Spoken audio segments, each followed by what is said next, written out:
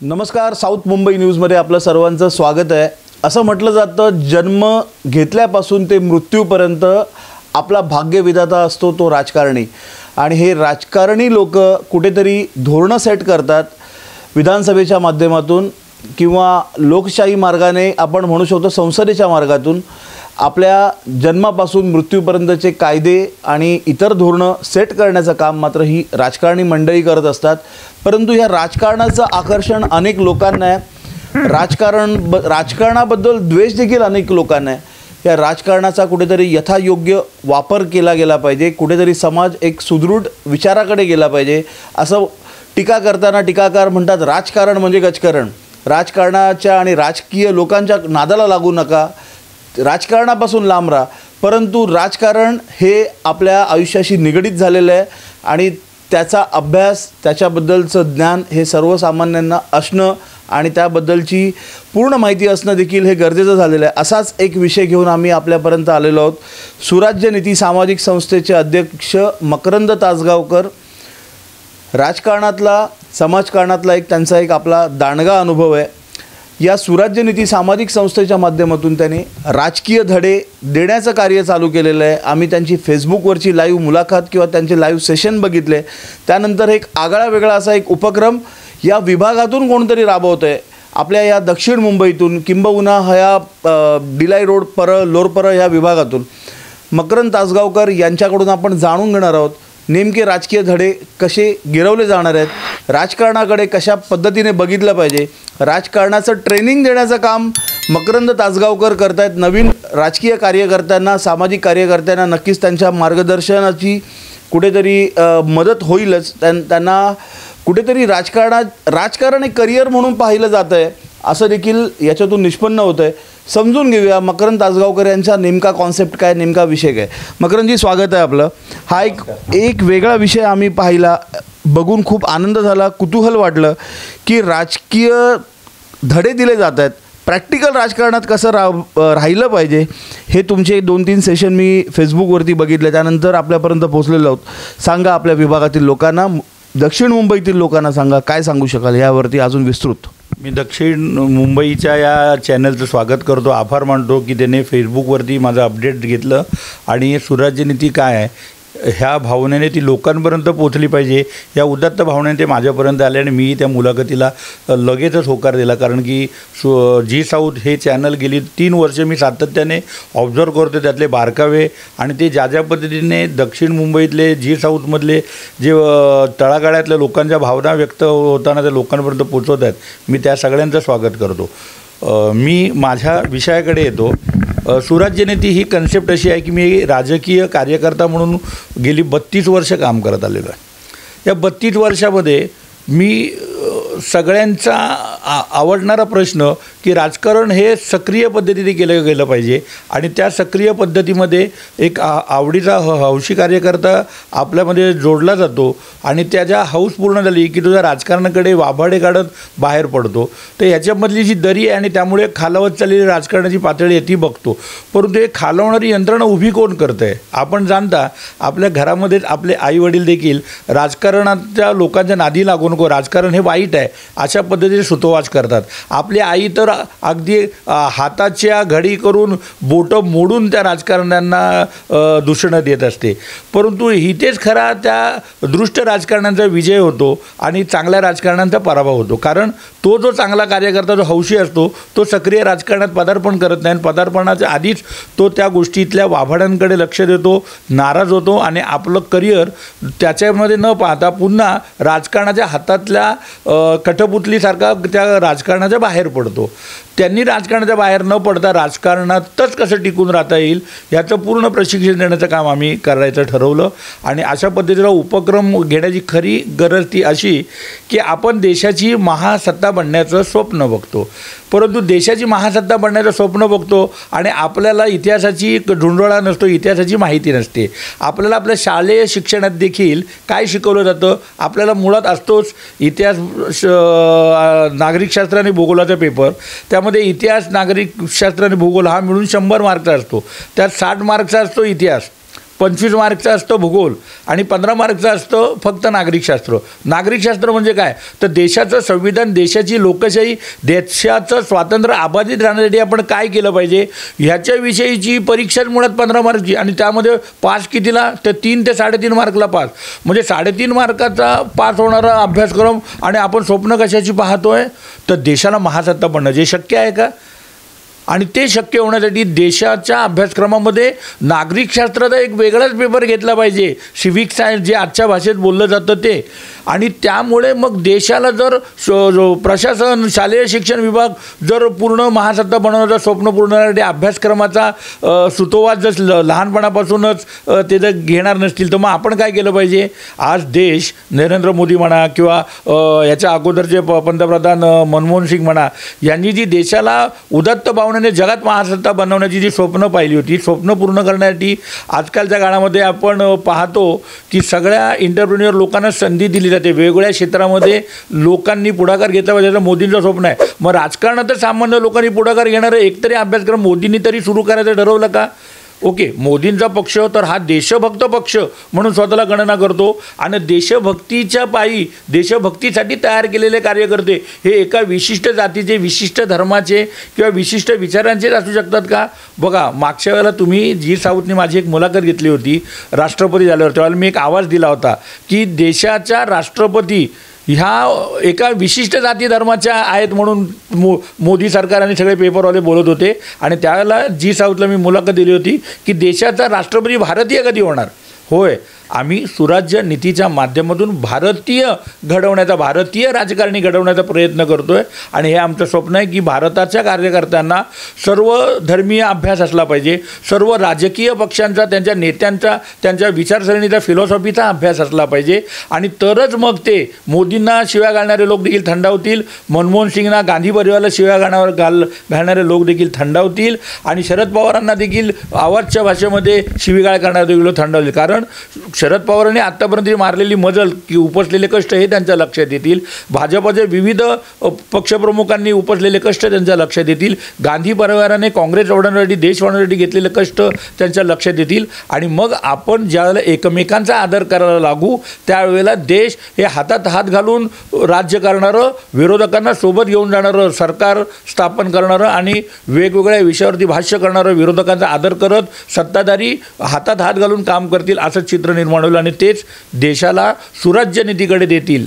आमची सुराज्य नीती ही स्वातंत्र्यापासून जे सुरुवात झालेली सुराज्य नीती नाही आहे. हे छत्रपतींचं स्वराज्य, त्याच्यानंतर परत आपण पारतंत्र्यात गेल्यानंतर परत स्वातंत्र्य प्राप्त झालं, परंतु छत्रपतींना अभिप्रेत असणारं जनतेचं राज्य, रयतेचं राज्य, जे लोकशाहीला, स्वातंत्र्याला, भारताला च्या संविधानाला अपेक्षित आहे, अभिप्रेत आहे, ते देखील आपल्याला आजही मिळालं नाही. आणि म्हणून नव्या स्वातंत्र्याची चळवळ म्हणून आम्ही सुराज्य नीती ह्या संकल्पनेची सुरुवात केलेली आहे. तुम्हाला तुमचा व्यवसाय वाढवायचा असेल आणि अशीच प्रसिद्धी मिळवायची असेल तर जाहिरातीसाठी आम्हाला संपर्क करा. मकरंदजी, आपण चांगले वक्ते आहातच, आणि हा विषय आपण हाताळत आहे. तुमच्यासारख्या वक्त्यांकडून शिकणाऱ्यांना बरंच काही घेता येईल, नवीन कार्यकर्त्यांना बरंच काही घेता येईल. पण याच्या पलीकडची गोष्ट, असं म्हटलं जातं राजकारणामध्ये कोणतरी एक गॉडफादर लागतो. ज्या राजकीय कार्यकर्त्याला पुढे यायचं तर त्याला कोणतरी त्याच्याच पक्षाचा राजकीय गुरु लागतो. काय प्रकार आहे हा राजकीय गॉडफादर, हे राजकीय गुरु, ही कोणती संकल्पना आहे? ही कुठल्या धड्यात, पुस्तकात शिकवली जात नाही. बोला. नाही, असं म्हणता येणार नाही. मुळात तुम्हाला जे शिकवलं जातं ते एकलव्याचा अंगठा काढणारा द्रोणाचार्य शिकवला जातोच ना, तर त्यामुळे तुम्ही असं नाही म्हणू शकत की हे शिकवलं जात नाही. शिकवलं जातं, परंतु अर्धवट शिकवलं जातं. आणि ते अर्धवट शिकवणारी गोष्ट तीच शिदोरी आम्हाला करायची. आम्हाला एकलव्याचा अंगठा घेणारा द्रोणाचार्याला प्रश्न विचारायचे आहेत की तुझा काय अधिकार आहे बाबा, जर तू त्याला शिकवलं नाहीस, त्याने जर पडद्या पाठीमागून सगळ्या गोष्टी आत्मसात करून, प्रॅक्टिस करून जर तो तयार झालेला आहे, तर त्याचा अंगठा घेण्याचा, म्हणजे तू ज्यांना शिकवत आहे, ज्यांची शिक्षणावरती मक्तेदारी आहे, त्यांनीच फक्त पुढे व्हावं, आणि गोरगरीब सर्वसामान्य घरामधल्या लोकांनी येऊ नये, हा तुझा अधिकार कोणी तुला दिला एकलव्याचा अंगठा घेण्याचा. आणि म्हणून आम्ही असे एकलव्य तयार करत आहोत की ज्यांच्याकडे शिकण्याचं कसब आहे, परंतु त्यांना गॉडफादर नाही. गॉडफादर ही संकल्पनाच राजकारणात कोणी आणली? पहा ना तुम्ही, आजकाल देशाच्या राजकारणामध्ये तुम्ही कार्यकर्त्यांना पुढे आणू देत नाही. त्यांच्या आयडियाज घेता. बघा, कार्यकर्ता जो कल्पक असतो, जो सक्रिय असतो, तोच खऱ्या अर्थानं संघटना, पक्ष आणि नेत्याला चालवत असतो. नेता काय करतो? हू इज अ लीडर या व्याख्येमध्ये सांगितलेलं आहे की हू लीड द मास. नेता कोण असतो? जो आपल्याकडे असलेल्या सक्रिय कार्यकर्त्यांना योग्य पद्धतीने पारखतो, त्यांना योग्य जबाबदाऱ्या देतो, त्यांच्या संकल्पना एकवटतो आणि त्या 10 संकल्पना घेऊन तो एकटा राबवतो आणि त्याचं क्रेडिट तो एकटा घेतो, पक्षाला देतो, परंतु त्या कार्यकर्त्याला देत नाही. म्हणून आपण आता काल परवाची विधान परिषदेची किमया पाहिलीत. तुम्ही भाजपच्या चांगल्या चांगल्या दिग्गजांची, ज्याने आत्तापर्यंत सतरंज्या उचलल्या, खुर्च्या लावल्या, सभांसाठी येणाऱ्या लोकांची आवागमनाची प्रक्रिया पूर्ण केली, सभा गाजवल्या, जे आता प्रवक्ते म्हणून फिरत आहेत, ओके, ह्यांची वर्णी नाही लागलेली आहे. तिथे कोणाची वर्णी लागलेली आहे? पक्षाची आत्ताची मोड बांधणीची. म्हणजे हे सगळ्याच पक्षांचं बोलतोय मी. त्यामुळे मग सक्रिय कार्यकर्ता कधी पुढे राहणार आहे? तर सक्रिय कार्यकर्ता पुढे जाण्यासाठी त्याची राजकारणात न्यूसेन्स व्हॅल्यू तयार झाली पाहिजे. कारण तो आपल्या नेत्याच्या आधिपत्याखाली चालतो, आपल्या गुरुच्या आधिपत्याखाली. आम्हाला ही गुरुशिष्य परंपराच याच्यामध्ये आणायची नाही आहे. कारण भारताची लोकशाही जेव्हा आपण स्वीकारली ना, तेव्हा गुरुकुल शिक्षण पद्धती आपण डावलली. आपल्याला कुठे होतं शिक्षण हो आजपासून 150-200 वर्षापूर्वी? मॅकॉलेनी जर आला नसता, मॅकॉलीचा नसता, तर आपल्याला आज आपण जे बोलतोय, आज जे आपलं स्वातंत्र्य आहे बोलण्याचं, आचरण्याचं, जे लोकशाहीने मिळालं, ते आजपासून 150-200 वर्षापूर्वी मॅकॉलेने आपल्याला बुद्धिमत्तेचं शिक्षणाकडे नेलं.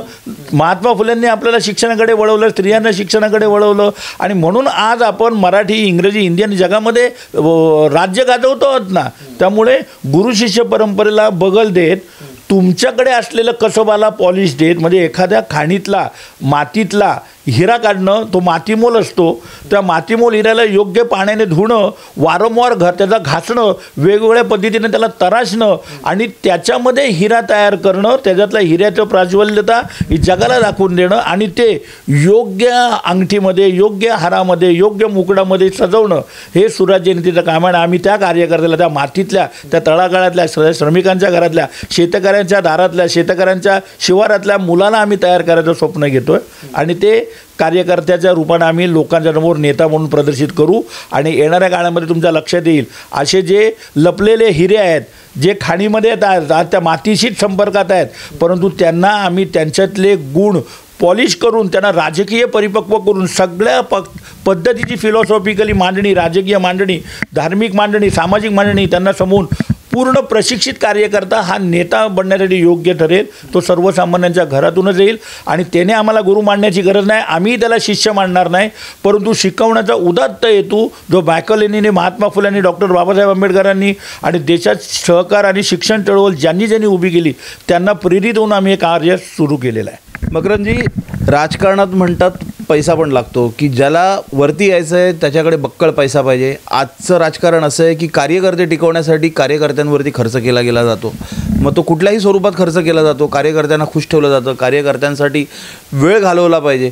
त्यानंतर तो लीडर म्हणून उदयास येतो. मग वरचा नेता बसला आहे, मग त्याच्या पोटात कुठेतरी ढवळतं आणि मग त्याच्यानंतर त्याला दाबण्याचा प्रयत्न केला जातो. अशी उदाहरणं आपल्याला ग्रास रूटला आपल्याला बघायला मिळतात.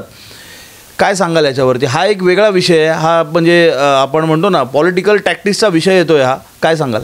बघा, लक्षात घ्या, राजकारणात पैसा लागतो हीच मुळात खोटी गोष्ट आहे. राजकारणात पैसा फक्त लागतो ही खोटी गोष्ट आहे. लक्षात घ्या, माझ्या शब्दावरती जोर द्या. राजकारणात येण्यासाठी, टिकण्यासाठी पैसाच लागतो ही गोष्ट खोटी आहे. कारण आपण नेहमी इतिहासाचा मागोवा घेत असतो. इतिहासामध्ये शरद पवारांचं आपण आज उदाहरण घेतलं महाराष्ट्राला, त्यांच्याकडे पैसा होता का हो? आज जर आपण प्रमोद महाजनचं उदाहरण घेतलं, त्यांच्याकडे पैसा होता का हो? मोदी तर स्वतःच म्हणतात, मी नसलेल्या प्लॅटफॉर्मवरती चहा विकत होतो म्हणून. ओके, मी चहा बेचनेवाला आदमी, मैं गरीब घर का आदमी हो. मोदी स्वतः सांगतात. मनमोहन सिंग हे सर्वसामान्य घरातले आहेत. ओके, ह्या सगळ्या गोष्टी आपण जर बघत राहिलो, तुम्ही आता जर मुख्यमंत्री होऊन गेले, आपल्याला ज्यांना लाडक्या बहिणीच्या माध्यमातून पूर्ण महाराष्ट्रात नावारूपाला आलं आणि आता लाडक्या बहिणीची कटोती चाललेली आहे, ते एकनाथजी शिंदे साहेब देखील सामान्य घरातले आहेत. परंतु ह्या सगळ्यांना देखील जर तुम्ही पाहिलं तर हे सगळं सर्वसामान्य घरातल्या. देशाच्या राजकारणात बघा, केजरीवालजी बघा, मायावतीजी बघा, बहनजी बघा, तुम्ही कांशीरामजी बघा, तुम्ही लालू प्रसाद यादव बघा, किंवा तुम्ही नितीश कुमार बघा. देशाच्या राजकारणात तुम्ही सर्वसामान्य लोक घ्या ना. आजचे जे पेरियार, जे दक्षिणमध्ये प्रमुख पक्ष म्हणून AIDMK, DMK वगैरे ही जी लोक आहेत, हे जे पेरियार स्वामींजींच्या विचारसरणीला अभिप्रेत होऊन कार्य करतात, ते काय श्रीमंत घरातले आहेत का? मग त्यांना कसं काय या सगळ्यामध्ये राजकारणातली सर्वोच्च टोक राजकारणातली श्रीमंती गाठता आली? हे राजकारणात नुसतं पैसा महत्त्वाचा नाही आहे. राजकारणात तुम्ही किती कसबी आहात, किती कृतिशील आहात, की तुमच्याकडे संघटन कौशल्य कसं आहे, तुमच्याकडे नव्या दमाच्या लोकांना जे सर्वसामान्य जनता आहे त्यांना नाविन्याने कल्पनेची उदात्त भावना त्यांच्या मनामध्ये कशी तुम्ही रुजवू पाहता. बघा ना, स्वातंत्र्याच्या चळवळीमध्ये जे लोक स्वातंत्र्यसेनी म्हणून गणले गेले ते का गणले गेले, तर त्यांनी मुद्दा हातात घेतला स्वातंत्र्याचा. आणि देशाचं स्वातंत्र्य हा मुद्दा त्या काळामध्ये एवढा अनभिक्षित मुद्दा ठरला की तो मुद्दा घेऊन मुद्द्यांचं राजकारण करत स्वातंत्र्याच्या चळवळीत अनेक दिग्गज नेते, सर्वसामान्य घरातले लोक हे देशाचे, राज्याचे, राष्ट्राचे आणि आंतरराष्ट्रीय पातळीचे नेते झाले. आणि त्यामुळे आपण घेतो आता सगळ्यात मोठं उदाहरण तर छत्रपती शिवरायांचं आहे. शिवराय जरी सरदाराचे चिरंजीव असले तरी ते सर्वसामान्य घरात होते. ते खेळताना बघा ना, तुम्ही आज त्यांचा इतिहास बघता, संभाजीराजांचा इतिहास बघता, मावळे गल्लीबोळात खेळणारी मुलं ही त्यांचे मित्र होते. याचा अर्थ ते सर्वसामान्य घरातले होते. फक्त त्यांचे वडील सरदार होते. त्या काळामध्ये ही भावना उदात्त होती, त्यांच्याकडे हेतू होता, त्यांच्याकडे मुद्दा होता. त्यामुळे तुम्ही पैसाच राजकारणात लागतो हा मुद्दा साफ खोटा आहे. आणि आजच्या राजकारणामध्ये जर तुम्ही पाहाल तर सेम टू सेम प्रकरण चाललेलं आहे. आजच्या राजकारणात देखील तुम्ही पैसाच असण्याची गरज नाही. तुमच्याकडे काय हवं आहे, तर तुमच्याकडे सक्रियता हवी आहे. लोकांचे मुद्दे हेरण्याची सक्रियता नेत्याला भाग पाडते की बाबा हा कार्यकर्त्याशिवाय त्या गल्लीत जाताना आपलं पान हलणार नाही. मग एका गल्लीतल्या, एका चाळीतल्या राजकारण कार्यकर्त्यासाठी तो कार्यकर्ता जर मोठा झाला, व्यापक झाला, विषय हेरू लागला आणि तो विषयाचं ठाण मांडून बसू लागला, तो जर आपल्या नेत्याला, मग कोणत्याही पक्षाचा असो, तो नेत्याला जर प्रश्न विचारून भांडावून सोडू लागला तर तो ॲटोमॅटिक लोकांच्या मनात जातो. बाबा रे, हा जो कार्यकर्ता आहे तो कार्यकर्ता कोणाच्याही सांगण्याने गप्प बसत नाही. जोपर्यंत लोकांचे प्रश्न सुटत नाहीत, मग ते गल्लीतले असतील, चाळीतले असतील, विभागातले असतील, विधानसभेतले असतील, कॉर्पोरेशनच्या वार्डातले असतील, खासदारकीचे असतील, तो कार्यकर्ता गप्प बसत नाही. त्याचा अर्थ कार्यकर्ता में कुछ तो बंदे में कुछ तो दम है. आणि हा दम त्याच्यामध्ये येण्यासाठी सुराज्यनीती कार्यरत आहे. हाऊसिंग सोसायटीच्या पाण्याच्या टाक्या स्वच्छ करणारी मुंबईतील नंबर 1 कंपनी म्हणजेच लाईफलाईन सर्व्हिसेस.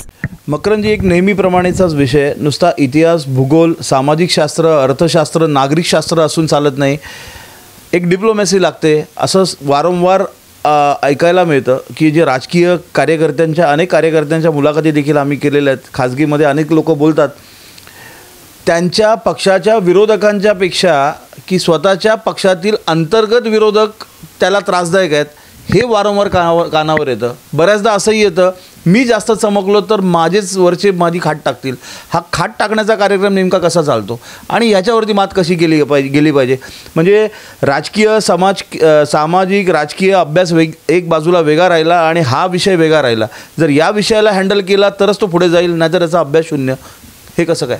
बघा, मुळात राजकारणामध्ये खाट टाकणं हा शब्दप्रयोग सातत्याने नव्या कार्यकर्त्याला भेडसावतो, जुन्या कार्यकर्त्याला भेडसावतो. कारण त्याच्यातल्या चुका, तो ज्या वेळेला त्या कार्य करण्याच्या प्रणालीमध्ये अर्थकारणाच्या गणितात अडकतो, तो जर निस्वार्थी असेल ना, पूर्णपणे कुठल्याही पक्षाची मॅटरवाज कार्यकर्ता असेल तर त्याला खाट टाकणं हा विषयावरती प्रभावामध्ये तो बळी ठरू शकतो. पण तो जर निस्वार्थ आणि सक्रिय असेल तर त्याला हा विषय खाट टाकण्याचा पदार्थ कोणी अडवू शकत नाही. त्याच्याविषयी कुभांड रचलं जाऊ शकतं, परंतु कार्यकर्ता हा पाण्यासारखा नितळ असला पाहिजे. त्यात कितीही तुम्ही घाण मिक्स करा, समुद्रासारखा अथांग असला पाहिजे, तुम्ही कितीही त्या पाण्यामध्ये घाण मिक्स करा, तो घाण ही परत बाहेर फेकतो आणि स्वतः चारित्र्याने, विचाराने, आचाराने स्वच्छ राहतो. त्या नितळ पाण्यासारखा कार्यकर्ता असणं गरजेचं आहे. त्यामुळे जो नितळ असतो ना, त्याच्या नादी कोणीही लागत नाही. त्या खाटा टाकणारे देखील आहेत ना, शेवटी बघा किती घाण केली तरी नदी काय काम करते, ते वर आणते. समुद्र काय काम करतो, ते परत तुम्हाला परत रिटर्न देतो. मग तुम्हाला कार्यकर्त्याला एक अत्याधुनिक पद्धतीने, नवीन पद्धतीने ना, एक स्वतः सायकल ऑपरेट करणं गरजेचं असतं. पैसा कुठून आणणार हा विषय पण वारंवार येतो. जर त्या कार्यकर्त्याला फुल टाईम राजकीय पक्षात सक्रिय राहायचं असेल, फुल्ली वरती यायचं असेल, कुठेतरी एका लोकप्रतिनिधी म्हणून नावाला यायचं असेल तर त्याला फुल टाईम या राजकारणात सक्रिय राहावं लागतं. मग पैसा कुठून आणणार? जर तुम्ही म्हणताय की त्याला निथळ पण राहायचं आहे, निष्कलंक राहायचं आहे, पण एक वाम मार्गाने देखील मग अशी मंडळी जातात, सांगा. मी तुम्हाला आत्ताच सांगितलं आणि पुन्हा एकदा उत्तर देतो स्पष्टीकरणासह. आम्ही ह्यासाठीच हे सगळे अभ्यासक्रम आयोजित करतो आहे. सगळ्यांना प्रश्न आपण आज जी इंटरव्ह्यू घेतात त्यामध्ये मी एवढंच मांडेन की बघा, कार्यकर्त्याचा उदय कसा कसा होत असतो, तर तो कार्यकर्ता आधी समाजात उडबस करतो. तो कार्यकर्ता नंतर थोडासा वयात आल्यानंतर तो धार्मिकतेकडे वळतो. मग जयंत्या साजऱ्या करा, गणपती उत्सव साजरे करा, अशा गोष्टींच्या त्या कार्यकर्त्याला शेप मिळत जातो आणि नंतर मग तो सक्रिय राजकारणात येतो. पण तुम्हाला ही कल्पना आहे का की धर्मकारणात, समाजकारणात आणि राजकारणात एक अर्थकारण दडलेलं आहे. जे व्हाईट कॉलरचं अर्थकारण आहे, जे धर्मकारणातला तुमचा संत महंत तुम्हाला सांगत नाही, समजावून देत नाही, समाजकारणातला तुमचा पुढारी, समाजाचा पुढारी तुम्हाला समजून देत नाही, राजकारणात आल्यावरती राजकारणातला पक्षश्रेष्ठी तुमचा नेता तुम्हाला ते समजून देत नाही, तुमच्याकडून फक्त काम काम आणि काम करून घेतो. तुम्हाला त्या राजकारणाच्या अर्थकारणाच्या जवळ घेऊन जातात संत महंत, पुढारी आणि नेते, परंतु त्याच्या उंबरठ्याच्या आत कसं जायचं आणि तिथून एकलव्यासारखं अडकून पडायचं की तुम्ही अभिमानाने परत बाहेर यायचं हे शिकवत नाहीत. ती प्रशिक्षण संस्था आमची स्वराज्यनिधी करणार आहे. राजकारणात दडलेला, समाजकारणात दडलेला, धर्मकारणात दडलेला पैसा हा ज्या वेळेला त्या कार्यकर्त्याला समजेल, प्रत्येक घरातला कार्यकर्ता, सर्वसामान्य कार्यकर्ता, शेताच्या बांधातला, शिवारातला कार्यकर्ता हा आक्रमक पद्धतीने त्यावेळेला उभा राहिला आणि तीच आक्रमक कार्यकर्त्यांची फळी, समाजाला हवी असणारी कार्यकर्त्यांची फळी, शेतकऱ्यांना हवी असणारी कार्यकर्त्यांची फळी उभारायचं काम स्वराज्यनिधी करत आहे. आणि आमच्या इतर पुढच्या अभ्यासक्रमात हे तुमच्या सगळ्या प्रश्नांची उत्तरं आम्ही इत्तमभूतपणे देणार आहोत. आम्ही तर असं म्हणतो आहोत की तुम्ही आमच्यावरती विश्वास ठेवू नका, परंतु आम्ही तुमच्यावरती ज्या पद्धतीनं सायकोमॅट्रिक आम्ही त्यांचे टेस्ट घेणार आहोत. प्रत्येक कार्यकर्त्याला हे आम्ही खुलेआम देणार नाही आहोत. तो किती मॅटरबाज आहे, किती सक्रिय आहे, किती तो न्यूसेन्स व्हॅल्यू तयार करणार आहे, किती प्रामाणिकपणे काम करतो आहे, ह्याचा देखील अभ्यास करणार आहे. तुम्हाला एक वाक्य सांगतो मी, आम्ही जगातले, महाराष्ट्रातले, भारतातले, मुंबईतले सगळ्यात स्वार्थी कार्यकर्ते जे आहेत तेच आम्ही घेणार आहोत. परंतु आमचा स्वार्थ हा कसला आहे? संत तुकारामांना अभिप्रेत असणारा, स्वार्थातून परमार्थ गाठणारा कार्यकर्ता आम्ही घडवणार आहोत. मग तो स्वार्थ जो आहे, जो अतिउच्च पातळीचा स्वार्थ आहे, तो कशात आहे हे आम्ही सायकोमॅट्रिक टेस्ट, त्याच्या बुद्धिमत्ता आणि कल चाचणीतून निवडणार आहोत. आणि त्याच कार्यकर्त्याला आम्ही येणाऱ्या काळामध्ये आमच्या सगळ्या गोष्टी देणार. तुम्हाला आज मी जाहीरपणे सांगतो की जर त्या कार्यकर्त्याने आम्ही सांगितलेल्या गोष्टी जर आम्ही चुकत असू तर प्रत्येक नागरिकाने, देशातल्या सगळ्या जनतेने त्या कार्यकर्त्याच्या प्रशिक्षण शिबिर येणारे आम्हाला दुरुस्त करावं.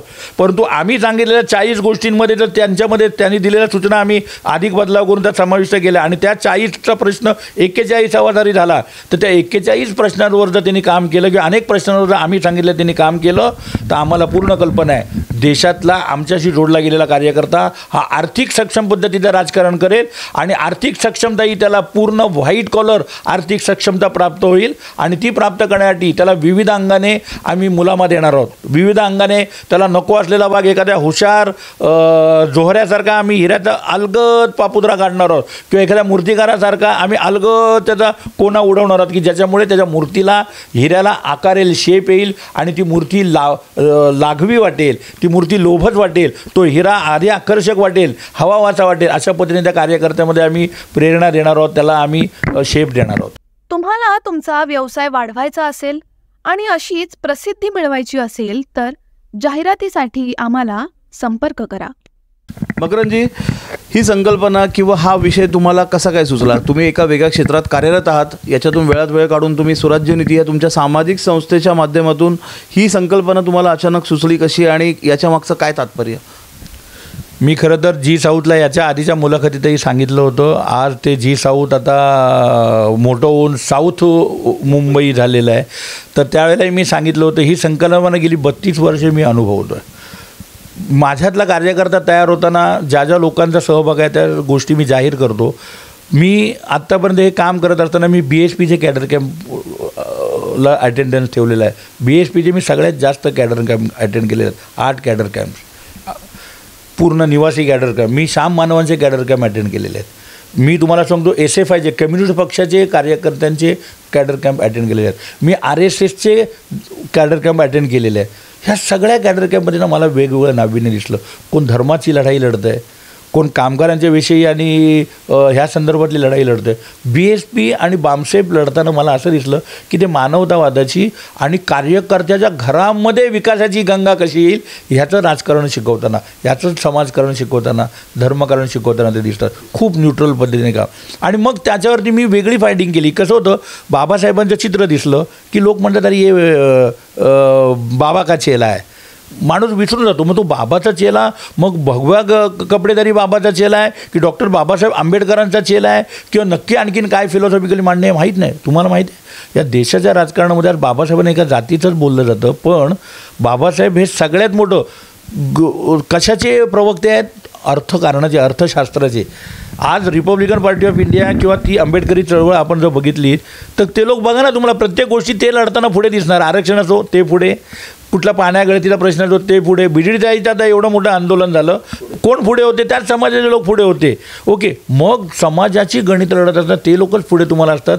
मला तेच लोक पुढे असले पाहिजेत असं काय माझं म्हणणं नाही. माझं म्हणणं आहे की त्यांच्यातला कार्यकर्ता जो तर्काच्या कसोटीला सर्वोच्च पातळी गाठायचा प्रयत्न करतो, तर्कशील कार्यकर्ता पाहिजे. धार्मिक कार्यकर्त्याने देखील तर्क करायला सुरुवात केली की मग तो नास्तिकतेकडे वळतो. परंतु आम्हाला आस्तिक पण घडवायचे नाही आहेत, आम्हाला नास्तिक तर नाहीच घडवायचे, आम्हाला वास्तविक कार्यकर्ते घडवायचे आहेत. आणि त्यामुळे ही आमची फळी ह्या माध्यमातून आम्ही सुरू करतो आहे. आणि आम्ही ही लढाई आम्ही स्वातंत्र्याची दुसरी चळवळ या नावाने करतो आहे, कारण स्वातंत्र्याच्या दुसऱ्या चळवळीसाठी आज आम्हाला सगळ्यांचं योगदान आहे. तुम्ही साऊथ मुंबईच्या माध्यमातून ही आमची भूमिका लोकांपर्यंत पोचवा, कारण आम्ही हृदयद्रावक पद्धतीने लोकांपर्यंत आलेलो आहोत. आज आमच्याजवळ पैसा नाही आहे, परंतु आम्हाला पैसे देणाऱ्या लोकांची संख्याही कमी नाही आहे. आज आम्ही त्यांच्याकडून देणगी स्वरूपात पैसे घेऊन जर कामाला सुरुवात केली तर आमच्याकडे बोट करून आम्हाला हिशोब विचारणारे लोक असतील, पण आम्हाला आमच्या कार्याचा हिशोब विचारणारे लोक पाहिजेत. म्हणून आम्ही कार्यकर्त्यांचा आधी संच जमा करतो आहे आणि ज्या पद्धतीने आम्ही कार्यकर्त्यांना पैसा कसा कमवायचा हे सांगणार आहोत, व्हाईट कॉलर पैसा कसा कमवायचा, तसंच आमच्याकडेही व्हाईट कॉलर पैसा येणारी अनेक दालनं उघडी आहेत. लोक CSR फंडाच्या नावाने खूप पैसे, बघा ना, आपण आता दिल्लीमध्ये आपण भाजपाचं 150 कोटीचं कार्यालय झालं, काँग्रेसचं कार्यालय 35 कोटीचं झालं. सगळ्यात मोठा भ्रष्टाचार करणारी यंत्रणा आहे ना काँग्रेस, तिचं 35 कोटीचं कार्यालय आणि देशभक्त संघटनेचं कार्यालय 150 कोटीचं. ही जी तफावतता आहे ती तफावतता कशात दडलेली आहे?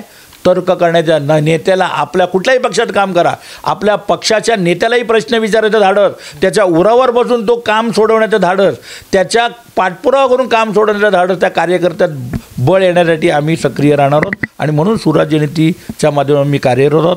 तुमच्या चॅनलच्या माध्यमातून आम्ही विनंती करू की तुम्ही सुराज्य नीतीचा अधिकाधिक प्रचार करा. देशभावना या उद्देशाने तुम्ही देखील सक्रियता दर्शवा, कारण येणाऱ्या काळामध्ये सुराज्य नीती तुमच्या दारोदारामध्ये, प्रत्येक अधिकाऱ्याच्या टेबलवरती, प्रत्येक प्रशासकीय कर्मचाऱ्याच्या टेबलवरती जाब विचारताना दिसेल. कारण लोक विवंचन नेते आहेत, त्यांना योग्य नेत्याची गरज आहे. आज नेत्यांच्या फोडाफोडीच्या राजकारणामुळे बरबटलेले लोक आहेत. आणि आत्ता खऱ्या अर्थानं सुराज्य नीती काय इम्प्लिमेंट करणं गरजेचं आहे, तर आज खऱ्या अर्थाने व्हाईट कॉलर कार्यकर्ता टू नेता जो तळागाळातला आहे, तो तुमच्या चाळी गल्ली बोळातले प्रश्न सोडवतो आहे, अशा कार्यकर्त्यांची गरज आहे. त्यामुळे सर्वसामान्य लोकांनी सुराज्य नीती जॉईन करणं गरजेचं. मकरंदजी, करंट अफेअरमधला एक प्रश्न, राज आणि उद्धव आता एकत्र येत आहेत, काळाची गरज आहे. अनेक समाज माध्यमांनी ग्राउंड लेवलला लोकांच्या इंटरव्ह्यूज घेतलेले आहेत.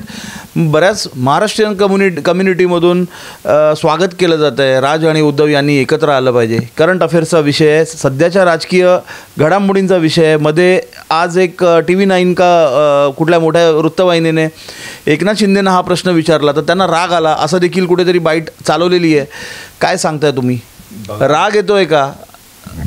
बघा कसं आहे, एकनाथ शिंदेंना राग येणं स्वाभाविक आहे, कारण ते खुद्दार आहेत.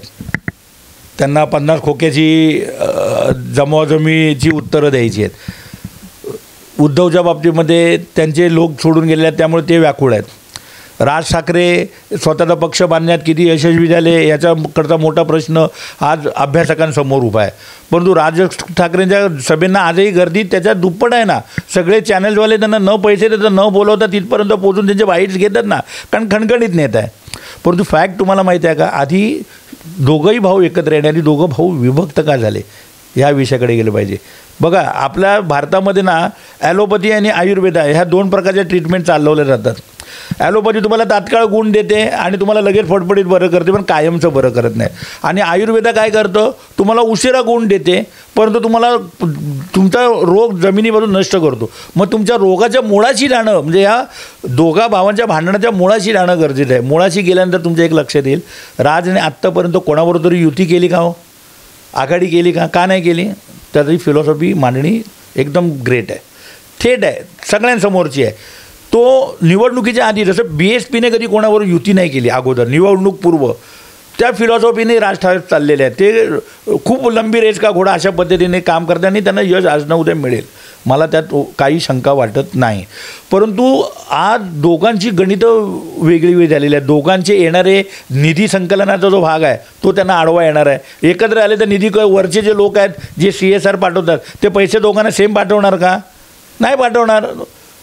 ही जी गणितं राष्ट्रवादीमधून काँग्रेसमधून राष्ट्रवादी विभक्त आली, काय कारण आहेत बघा. भाजपमधून हे वेगवेगळे अँगल्स उभे करतात.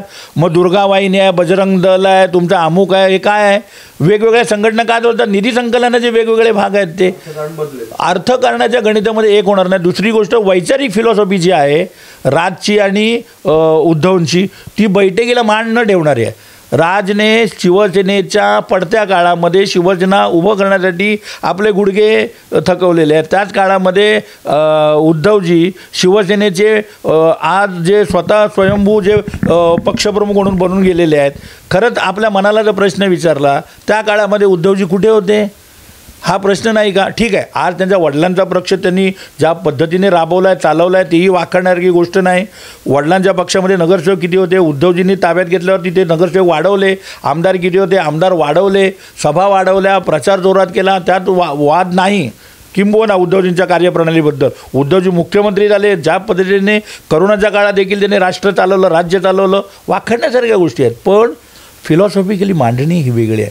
बघा, ज्या वेळेला अगोदर दलित समाजातली लोक देखील शिवसेनेच्या सुरुवातीच्या काळामध्ये तेवढेच सक्रिय होते.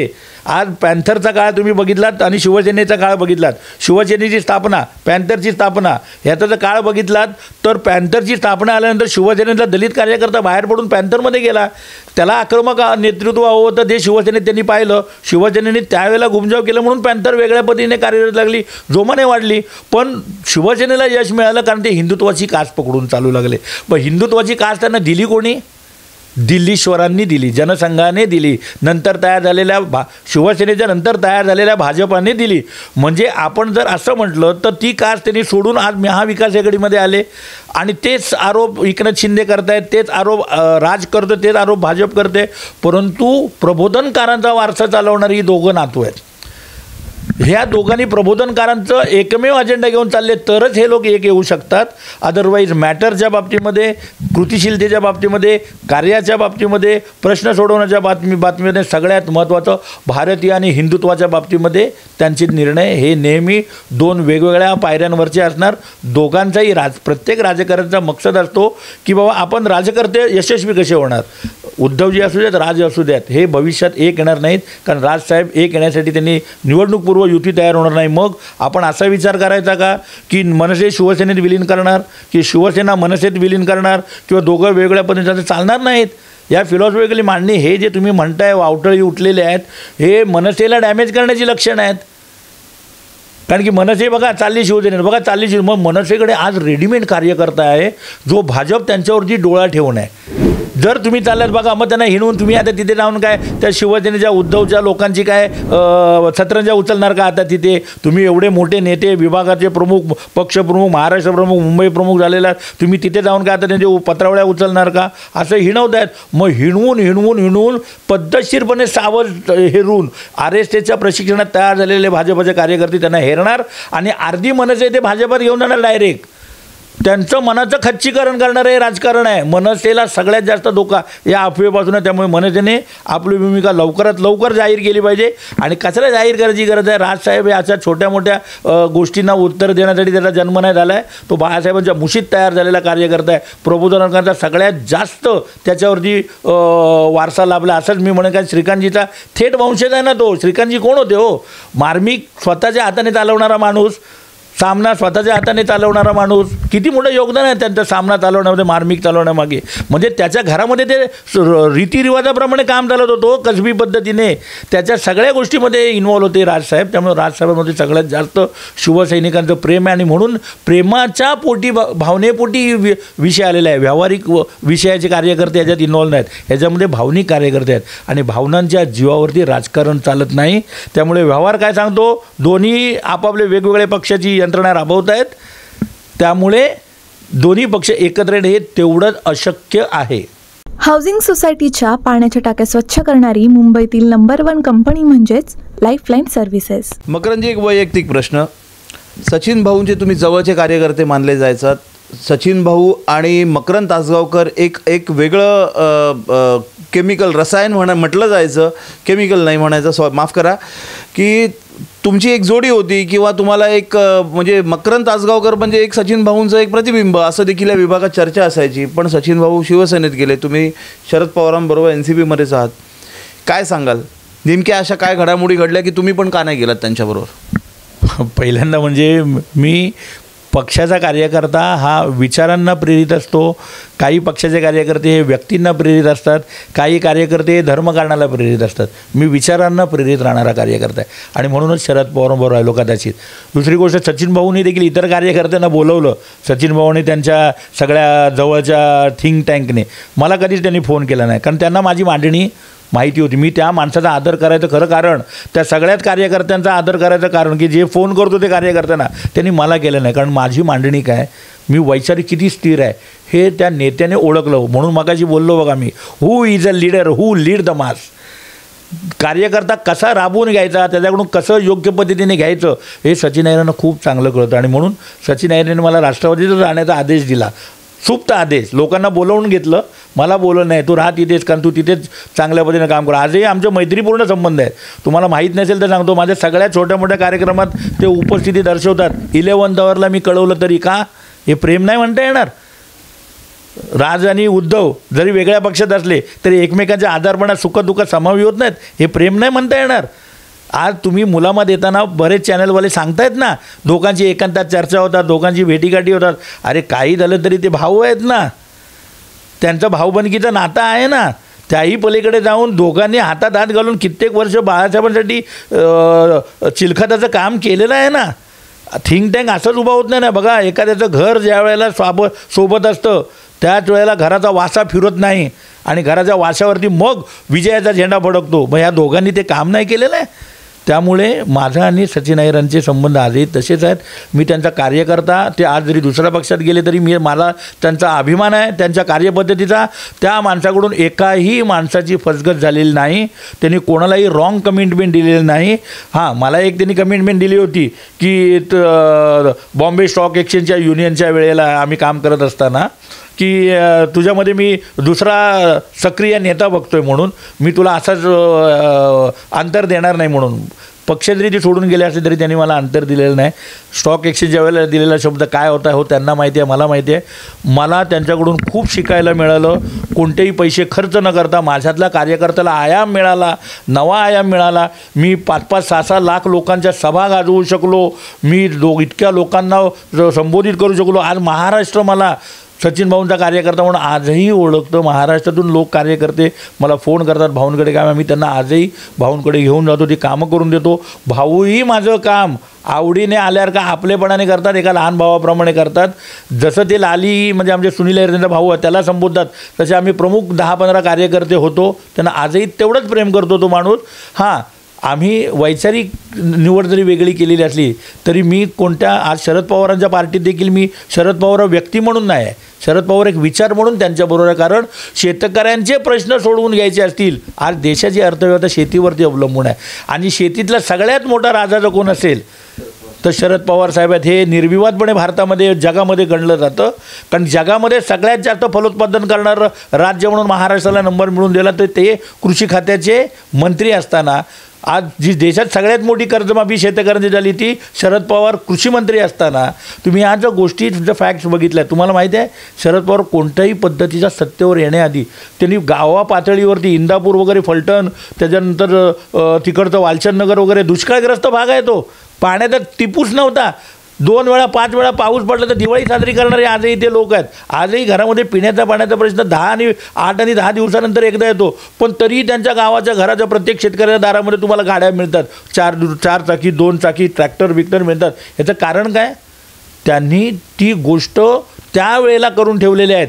त्यावेळेला फ्रान्सच्या रशियाचा निधी घेऊन त्यांनी तिथपर्यंत गावं सजवली, त्या गावात नंदनवन फुलवलं, पाणी आणून दिलं, शेतीचं शिवारं फुलली. आम्ही लहानपणी राहताना ना तिथे दुर्भिक्ष असलं पाण्याचं. आज प्रत्येकाच्या दारामध्ये हिरवळ दिसते.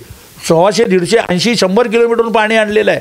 आणि मग ते पाणी आणण्यासाठी योग्य पद्धतीचा नेतृत्व लागतं, विचार लागतात, आणि विचार राबवून घेतात. त्यांना देशावरती राज्य करणारी यंत्रणा राबवावी लागते. हे छोटे प्रश्न नाही आहे, हे देशपातळीवरून खाली आलेले प्रश्न. तर तेव्हा तळागाळात आणि गावा पातळीवरून खेड्यापाड्यात पाणी आलेलं आहे. तर तेवढा मोठा विचार करणारा माणूस, आदर्श विचार करणारा माणूस, आणि म्हणून मी पवारसाहेबांबरोबर राहण्याची पसंती दर्शवली. ही आमच्या सगळ्या तिकडे गेलेल्या लोकांनाही माहिती आहे, म्हणून मला त्यांनी फोन केलेले नाहीत. मला त्याचा अभिमान आहे. सचिन भाऊने मला चांगलं ओळखलं की हा हलणारा कार्यकर्ता नाही, हा विचाराला वेग देणारा कार्यकर्ता आहे. जसं मी सचिन भाऊंवरती व्यक्तिगत प्रेम नाही केलं, त्यांच्या कार्यपद्धतीवर प्रेम केलं, तसंच शरद पवारांच्या कार्यपद्धतीवर प्रेम केलं, त्यांच्या व्यक्ती म्हणून प्रेम नाही केलं. मी माझ्या विचारांशी बांधिलं आहे आणि मी माझ्या विचारांशी ठाम आहे, म्हणून मी राष्ट्रवादी शरद पवार साहेबांच्या गटात. मकरंद तासगावकर होते. सचिन भाऊ अहिर आणि मकरंद तासगावकर आणि हे स्टॉक एक्सचेंज कमिटमेंट हे सचिन भाऊंकडून आपण जाणून घेणार आहोत. कधी सचिन भाऊंची मुलाखत घेण्याची वेळ आली तर सचिन भाऊंना हा स्टॉक एक्सचेंज आणि मकरंद तासगावकर यांचं काय प्रकरण आहे हे देखील समजून घेणार आहोत. असो तरी पण सुराज्य नीती या सुंदर कार्यक्रमासाठी मकरंदजी आपल्याला खूप खूप शुभेच्छा. आपण राजकारणातील खेळाडू तयार करण्याचा एक कारखाना तयार करताय असं याच्यातून निष्पन्न होतं, असं जाणवतंय. आपल्याला खूप खूप शुभेच्छा. कॅमेरा पर्सन साहिलसह मी अभिषेक शिंदे, साऊथ मुंबई न्यूज, चेहरा मुंबईचा. साऊथ मुंबई विभागातील घडामोडी जाणून घेण्यासाठी साऊथ मुंबई न्यूज चॅनलला लाईक, फॉलो, शेअर आणि सबस्क्राईब करा आणि बेल आयकॉनवर क्लिक करून ऑल करायला विसरू नका.